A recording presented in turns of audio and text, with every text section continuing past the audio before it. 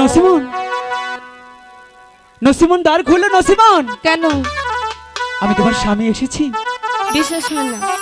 তুমি দ্বারটা খুলেই দেখো। নসিমন, অনেকদিন পর তোমার কাছে আসলাম, তাই বলছি কি নসিমন, এত সুন্দর একটা মুহূর্তে আমি তোমার হাতের একটা পান খেতে চাই। 6 মাস পরেতে আইলো স্বামী জন ঘরেতে। 6 মাস পরেতে আইলো স্বামী জন ঘরেতে। চলো স্বামী আমরা পাশা খেতে যাই। চলো স্বামী আমরা পাশা খেতে যাই।